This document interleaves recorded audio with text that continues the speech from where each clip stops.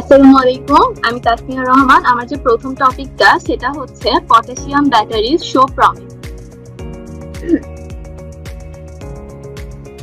বেশি পরিমাণে শক্তি স্টোর করার জন্য লিথিয়াম আয়ন ব্যাটারি এবং সোডিয়াম আয়ন ব্যাটারির পরে পটাশিয়াম আয়ন ব্যাটারিটা একটা অপশন হতে পারে।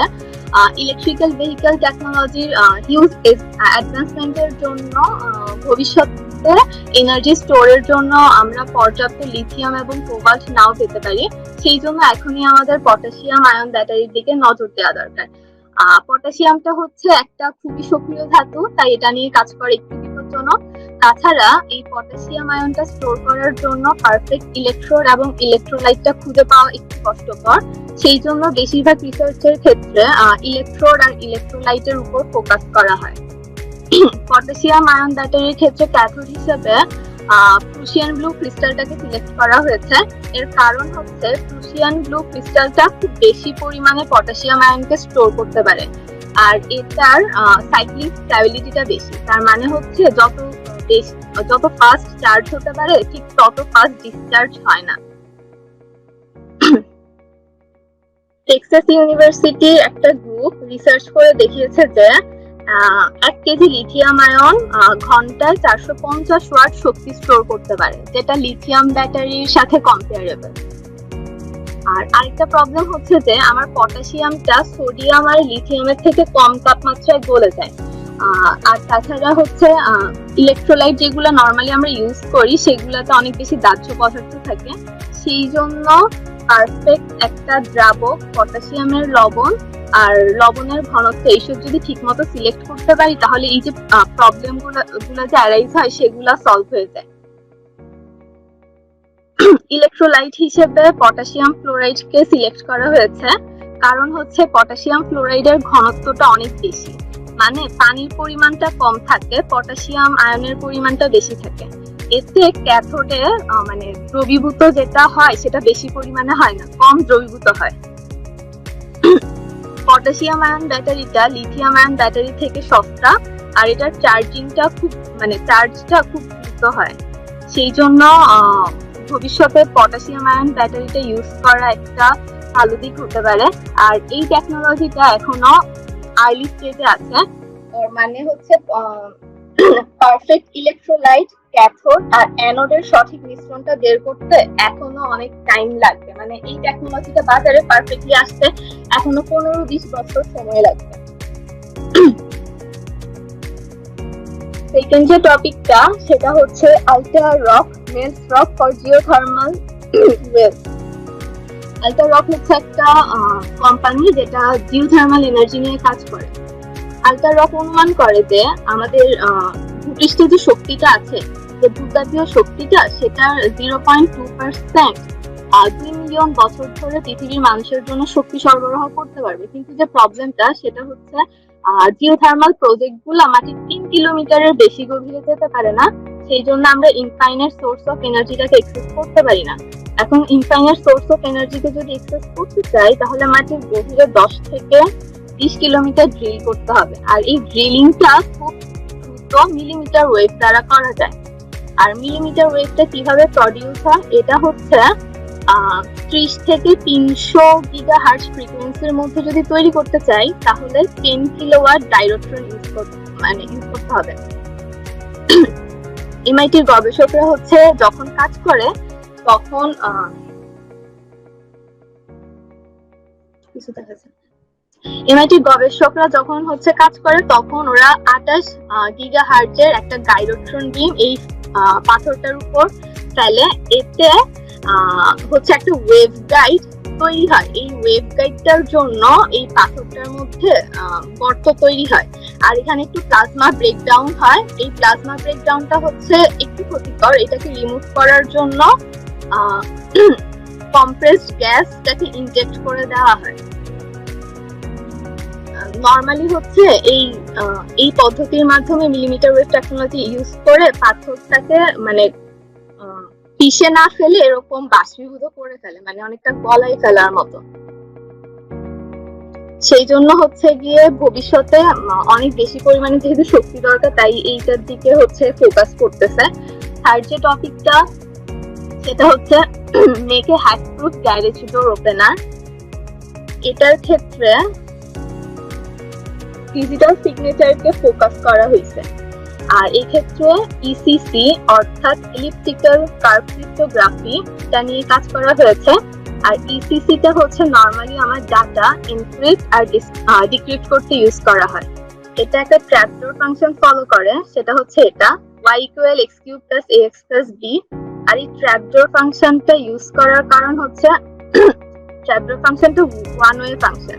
আমি যদি একটা স্পেসিফিক ইনফরমেশন না জানি তাহলে এটা বিপরীত দিকে ব্যাক করা হার্ড। কনফিগারেশনটা অনেকটা এইরকম। এখানে হচ্ছে যেহেতু ওয়্যারলেস কানেকশন হবে সেজন্য একটা ডাটা অ্যান্টেনা ইউজ করা হয়, একটা পুশ বাটন থাকে। এই পুশ বাটনটা প্রো আরএফ এর মাধ্যমে লিথিয়াম পলিমার ব্যাটারির সাথে কানেক্টেড। আর এখানে ATE CC508 কো প্রসেসরটা ইউজ করা হয়।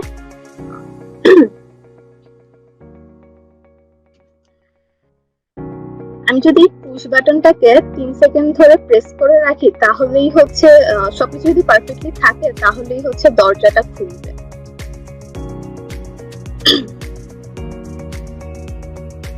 যদি আমি পুশ করি এই পুশ বাটনটা যদি প্রেস করি তাহলে 3টা ক্যারেক্টার সে এই বেস স্টেশনে পাঠায়। এই বেস স্টেশনটা র্যান্ডমলি একটা টোকেন জেনারেট করে, এই টোকেনটা আবার সেই আগের স্টেশনটাতে পাঠায়। এই টোকেনটা হচ্ছে আমার একটা প্রাইভেট কি দ্বারা সাইন করা থাকে এবং সিগনেচারটাকে আবার বেস স্টেশনে ব্যাক করে। এখন আমার সিগনেচারটা যদি টোকেন আর প্রাইভেট কি এর এগেইনস্টে ভেরিফাইড হয় তাহলে দরজাটা হচ্ছে খুলে যাবে। এই টেকনোলজিতে এই যে প্রসেসরটা ইউজ করা হয় ATE CC508 এটাতে হচ্ছে 126টা রেজিস্টার থাকে। এখানে হচ্ছে আমি যদি যে কোনো একটা কনফিগারেশন ইউজ করি তাহলে হচ্ছে সিকিউরিটির জন্য এটা বন্ধ হয়ে যায়, মানে একটা চিপকে আমি সেকেন্ড টাইম আর ইউজ করতে পারি না। এই টেকনোলজিটাও হচ্ছে কিছু এটার ভুল আছে, এটা এখনো মানে তৈরির পর্যায়ে এখনো, মানে এই যে ওরা এই কো প্রসেসর যে চিপটা আছে এটা নিয়ে ওরা এখনো কাজ করতেছে। Thank you.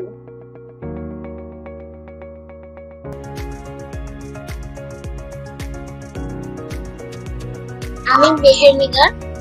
আসসালামু আলাইকুম। আমি মেহের নিগার। আমি প্রথমে যে টপিকটি নিয়ে বলবো সেটি হচ্ছে স্ন্যাপশটস বাই কোয়ান্টাম ডট। বিংশ শতাব্দীর শুরুর দিকে CMOS ইমেজ সেন্সরের কমার্শিয়ালাইজেশনটা শুরু হয় এবং এটির আকার তখন থেকে আস্তে আস্তে ছোট হয়ে আসতে থাকে এবং এটি আগের থেকে এটার দামও কমিয়ে আনার চেষ্টা করা হতে থাকে। এখনকার দিনে আমরা যে ফোনগুলো ব্যবহার করি সেগুলোতে মানে সাধারণত দেখা যায় যে কম করে হলেও 2টো করে ক্যামেরা থাকে। একেবারে ডেডিকেটেড ফটোগ্রাফাররা ছাড়া কেউই আমরা আলাদাভাবে কোনো ক্যামেরা হচ্ছে আগের মতন ক্যারি করি না। যেরকম হচ্ছে হয়তো আরো 12-13 বছর আগে দেখা যেত যে আমরা ছবি তোলার জন্য কোনো প্রোগ্রামে আলাদাভাবে ক্যামেরা নিয়ে ঘুরতাম, সেরকম এখন আর দরকার হয় না। আমাদের ফোনগুলো দিয়ে যথেষ্ট ভালো ছবি তোলা যায়। কিন্তু ফোনগুলো দিয়ে আসলেই ভালো ছবি তোলা যায়? অনেক সময় রোদের আলো বেশি পড়লে দেখা যায় যে আমাদের ছবিগুলো ঝলসে যায়, বা যখন আলো কম থাকে তখন ছবিগুলো ঘোলা আসে। কোয়ালিটি ভালো, তবে প্রফেশনাল ক্যামেরাগুলোর মতন ওরকম ভালো আসে না। এই সমস্যাগুলো সমাধানের জন্য কোয়ান্টাম ডট ইমেজ টেকনোলজিটাকে আনা হয়েছে। যখন আমরা জানি যে সেমিকন্ডাক্টর ম্যাটেরিয়াল যখন আলো শোষণ করে তখন একটি ইলেকট্রন রিলিজ করে। এই ইলেকট্রনটা ওই ওয়েফারের ওই মেটালটার ভিতরে ইচ্ছা মতন ঘোরাঘুরি করতে পারে। কোয়ান্টাম ডটের ক্ষেত্রে সেম প্রসেসটা অ্যাপ্লাই করা হয়, কিন্তু এক্ষেত্রে দেখা যায় যে কোয়ান্টাম ডটের পার্টিকেল গুলো দ্বারা ওই ইলেকট্রন গুলো বাধাপ্রাপ্ত হয়। ফলে এগুলো হচ্ছে মেটাল বন্ড থেকে এগুলো বের হতে পারলেও এটা হচ্ছে ইচ্ছা মতন হচ্ছে মুভ করতে পারে না। এটাকে বলা হয় কোয়ান্টাম কনফাইনমেন্ট। এই ইমেজিং টেকনোলজিটার সবচেয়ে ভালো দিক হচ্ছে গিয়ে এটা টিউনেবল, মানে এখানে যে কোনো ওয়েভলেংথের আমরা আলো নিয়ে কাজ করতে পারি। এই ম্যানুফ্যাকচারাররা এটা ইচ্ছা মতন সিলেক্ট করতে পারেন মেটেরিয়াল আর হচ্ছে এটা পার্টিকেল সাইজের উপর ডিপেন্ড করে। আরেকটি সুবিধা হচ্ছে গিয়ে এই সিলিকনের থেকে এটার শোষণ লাইট অ্যাবজর্ব করার ক্ষমতা আরো বেশি, এবং হচ্ছে গিয়ে এটি কম খরচে প্রফেশনাল ক্যামেরাগুলোতে যেরকম হচ্ছে গিয়ে কম আলো বা বেশি আলোতে কাজ করানোর জন্য আরো অনেক বেশি দামি সেন্সর বা আরো বেশি হচ্ছে গিয়ে মানে ম্যানুফ্যাকচারিং খরচটা বেশি পড়তো, এক্ষেত্রে ওই সমস্যাটা হবে না। প্রথমে আমরা দেখি যে টিপিক্যাল ক্যামেরাগুলো কিভাবে কাজ করে। টিপিক্যাল ক্যামেরাগুলোতে দেখা যায় যে আলোটা আসে ওটা একটি লেন্সের ভিতর দিয়ে যায়, তারপরে হচ্ছে গিয়ে রেড, গ্রিন আর ব্লু ফিল্টার মোজাইকের ভিতর দিয়ে তারপর আলোটা যায়। এরপর ফোটনগুলো সেন্সর পিক্সেলের ফটোসাইটে যায়। ফটোসাইট যখন একটা ফোটন অ্যাবজর্ব করে তখন কেমিক্যাল বন্ড থেকে একটা ইলেকট্রন বের হয়, সেই ইলেকট্রনটা পিক্সেলের ইলেকট্রোডে চলে যায়।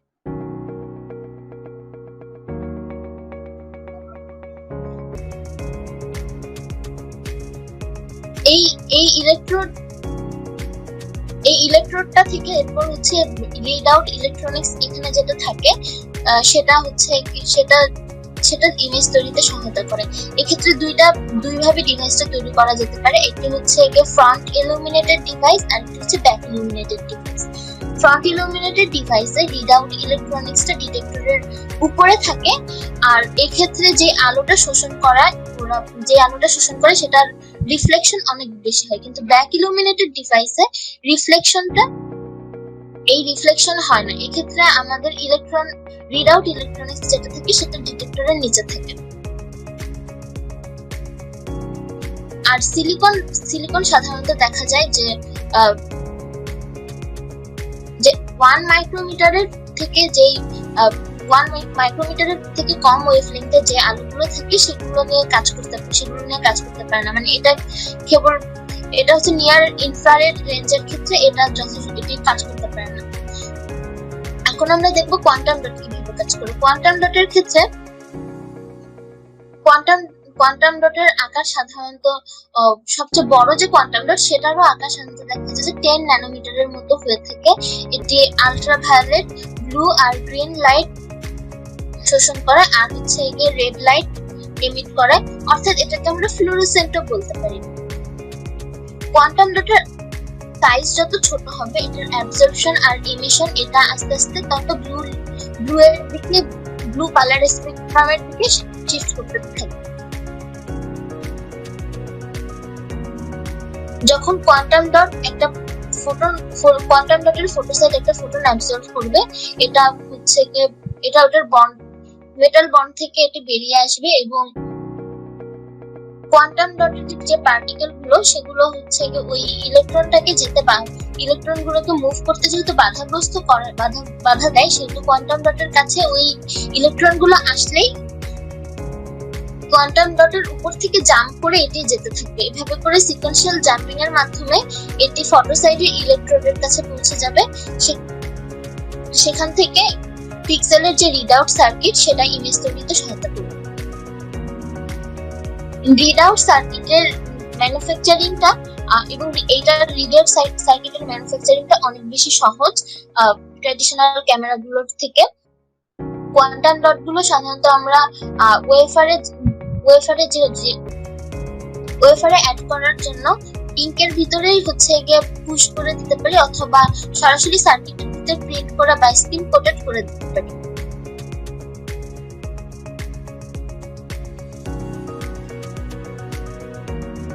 এগুলো দেখে কোয়ান্টাম ডটের আরেকটি সুবিধা হচ্ছে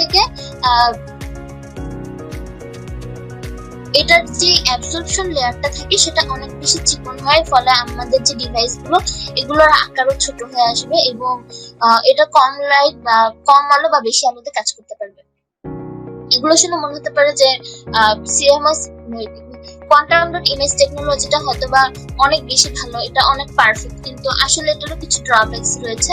যেরকম ম্যানুফ্যাকচারাররা যখন কোয়ান্টাম ডট গুলো তৈরি করতে যায় তখন দেখা যায় যে যারা একটু ছোট কোম্পানি বা যারা ওরকম এফিশিয়েন্ট, যারা ওরকম প্রফিশিয়েন্ট না, তারা যখন তৈরি করতে যায় তখন সবগুলো সেম সাইজের হয় না, বা যেই সাইজের তৈরি করতে চায় কোয়ান্টাম ডটগুলো কি সেরকম সাইজের হয় না, এবং সমান সাইজ না হলে দেখা যাবে যে এখানে বিভিন্ন ধরনের সমস্যা দেখা দিবে, ডিভাইসটা ঠিক মতো কাজ করবে না।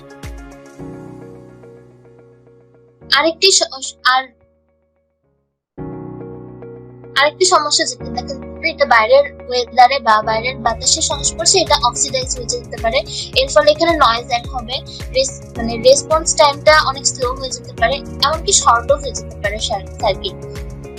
এই জন্য আমরা যেটা করি সেটা করতে পারি, সেটা হচ্ছে পলিমার ম্যাট্রিক্স দিয়ে কোয়ান্টাম ডটের ওই লেয়ারটাকে আমরা হচ্ছে গিয়ে প্রোটেক্ট করতে পারি, যাতে করে এটা বাইরের সারাউন্ডিংস এর সাথে এটা ইন্টারঅ্যাক্ট করতে না পারে। কিন্তু এক্ষেত্রে সমস্যা যেটা দেখা দিবে, যে আমরা যে ইলেকট্রন গুলো হচ্ছে গিয়ে যে বন্ড থেকে বের হচ্ছে, সেই ইলেকট্রন গুলো ইলেকট্রোডে যাওয়ার পথে বাধাপ্রাপ্ত হবে। সেজন্য আমরা যেটা করতে পারি, আমরা পুরো যে কোয়ান্টাম ডটের যে লেয়ারটা পুরোটাকেই হচ্ছে গিয়ে বা পুরো ডিভাইসটাকে আমরা হচ্ছে গিয়ে একেবারে এরকম হচ্ছে কিছু একটা লেয়ার আমরা পলিমার ম্যাট্রিক্স বা পলিমার ফিল্মের লেয়ার দিয়ে ঢেকে দিতে পারি। এর ফলে এটি বাইরের ওয়েদারের সাথে কন্ট্যাক্ট করতে পারবে না।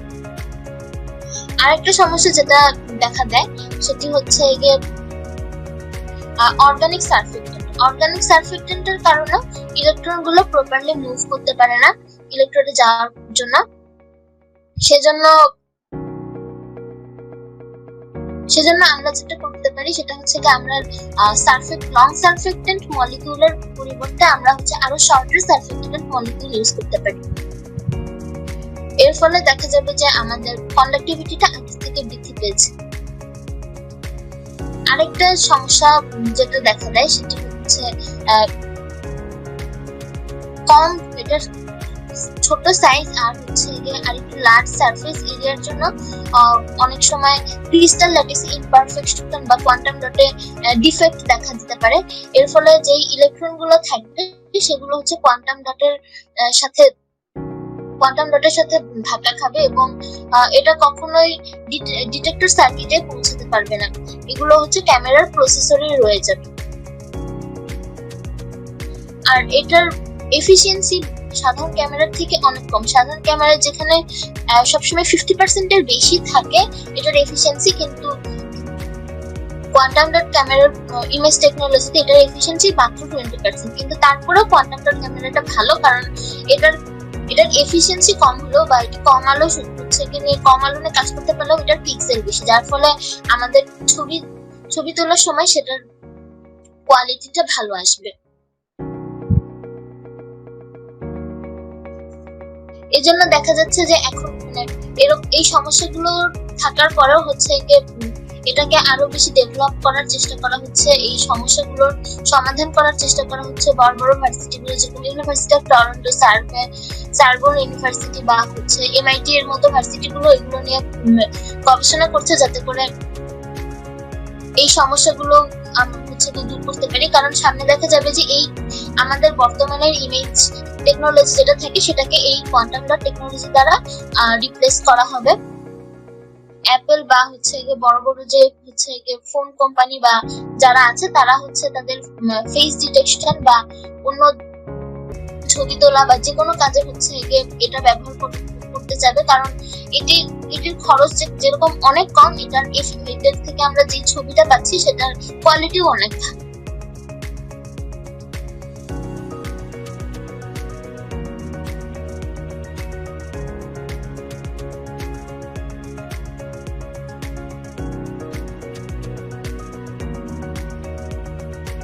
এরপর আমি যে টপিকটি নিয়ে কথা বলবো সেটা হচ্ছে what 5G have gets। 5G হচ্ছে এখনকার দিনের অনেক বেশি আলোচিত একটি টপিক।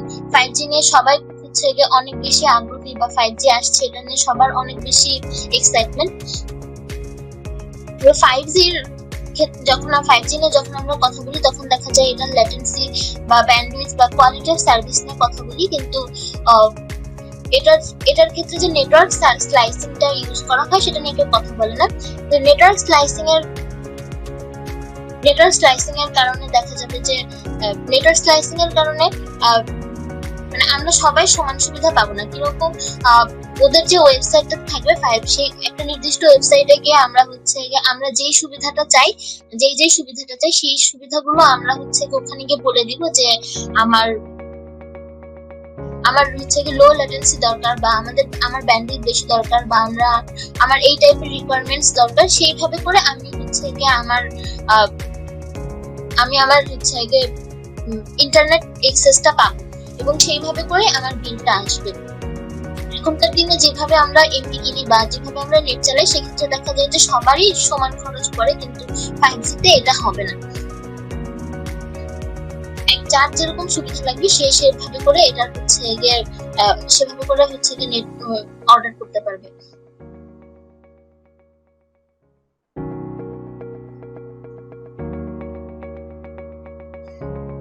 এবং এজন্য যেটা দেখা যেতে পারে যে মানে এই ক্ষেত্রে অনেকে যেটা বলছে, তাহলে তো আমরা সবাই সমান সুবিধা পাচ্ছি না।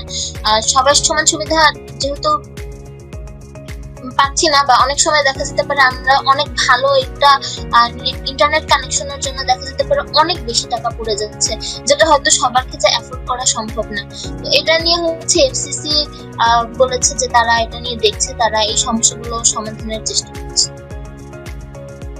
Thank you.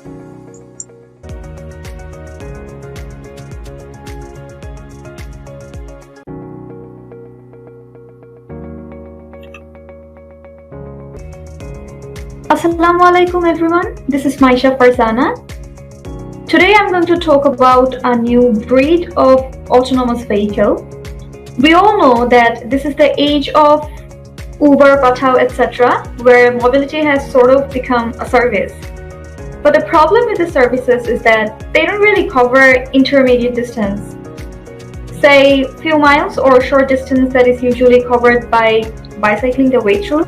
These short trips occur in university campuses or in various tourist spots. So today I'm going to talk about a startup named Perceptin that aims to deploy small, slow-speed autonomous vehicles powered by electricity. Autonomous cars have created its demand over the past few years due to comparatively higher safety reasons, reduced costs, easier parking, while fulfilling the vision of automation, which is more free time. Autonomous vehicles usually requires high-end LiDAR, light detection and ranging system. This determines ranges by targeting an object with an invisible laser beam and measure time for the reflected light that returns to the receiver.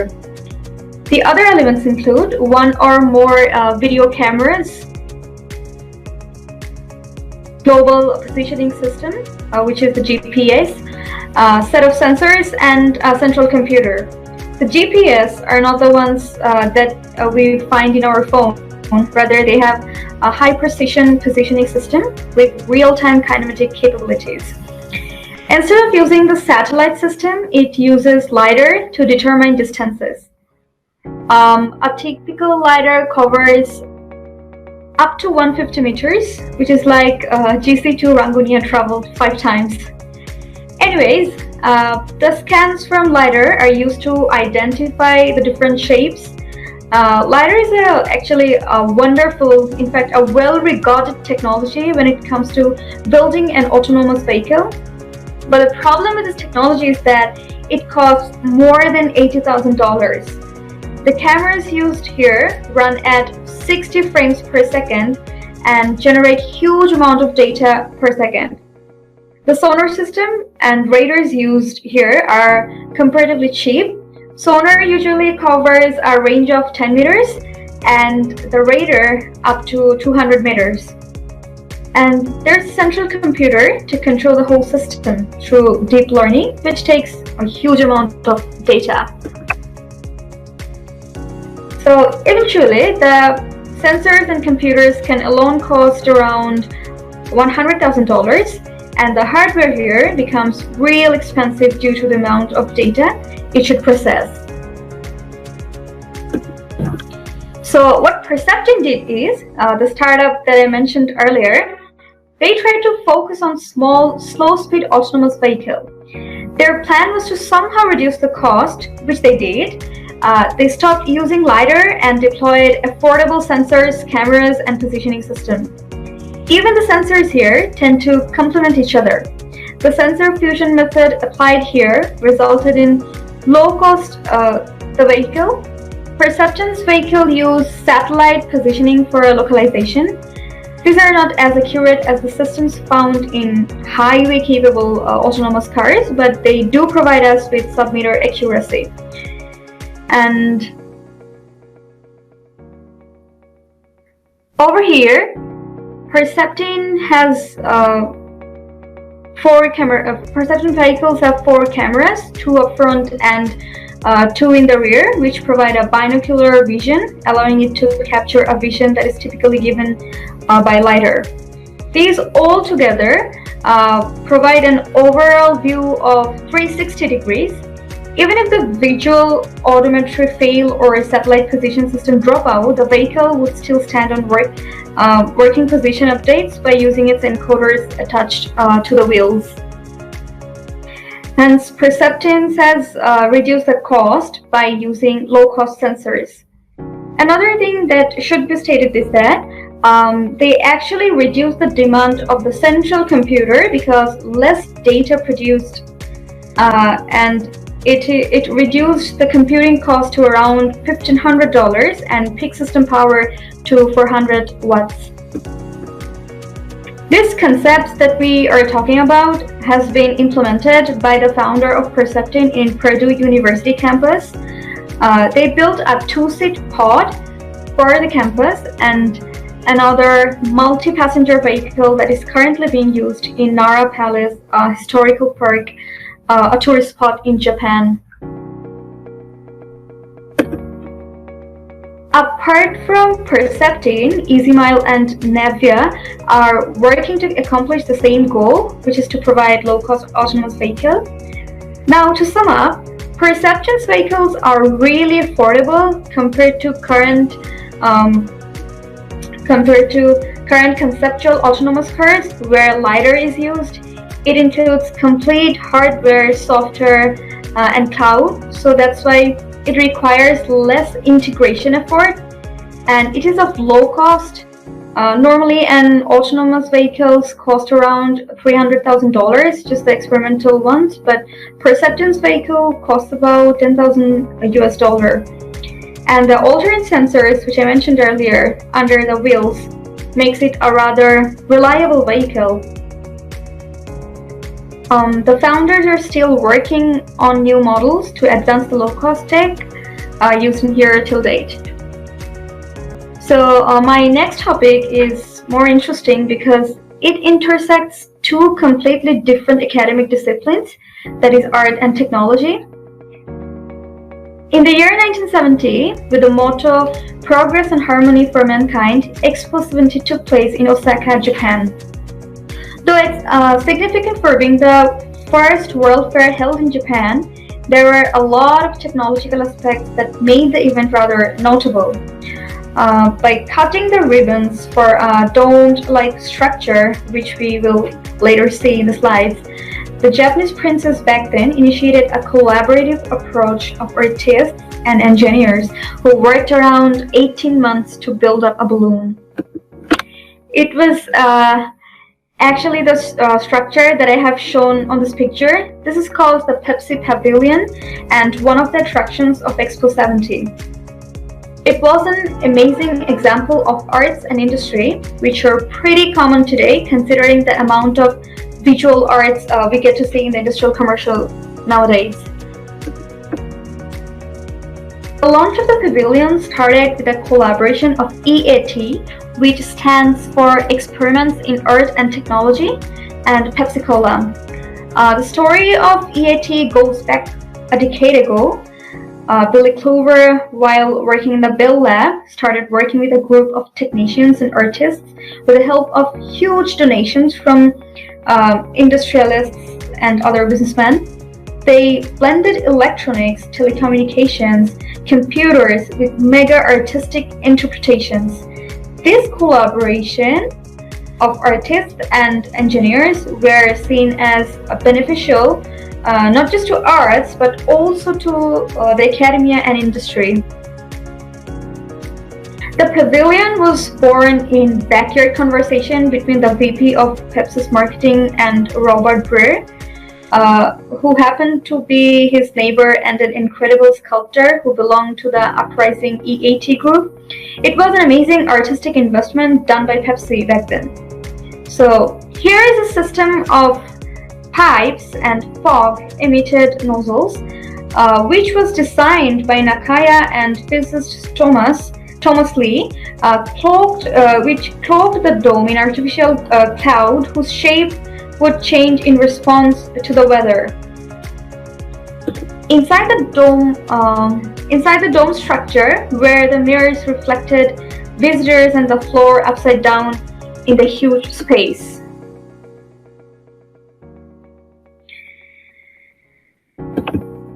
The real image of the center of the floor hanging in space and a virtual image of a helium balloon draped in red silk is shown here. It was indeed a representation of leading to completely different thoughts, which is art and technology.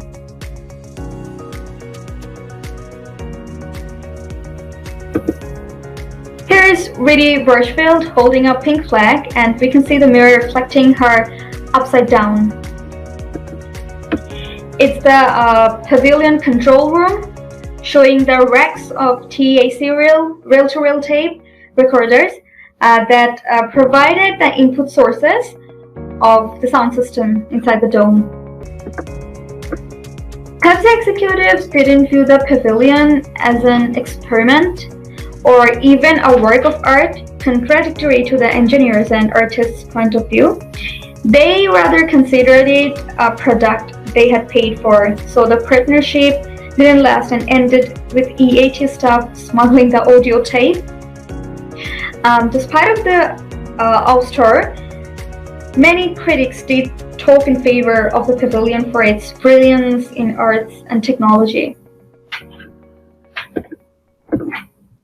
The collaboration that started with Rauschenberg saying, "We are all painters, so let's do something non-painterly." It didn't last, but the world does agree, even till date, that the pavilion and even the Expo 70 was an incredible artistic interpretation of science and engineering itself.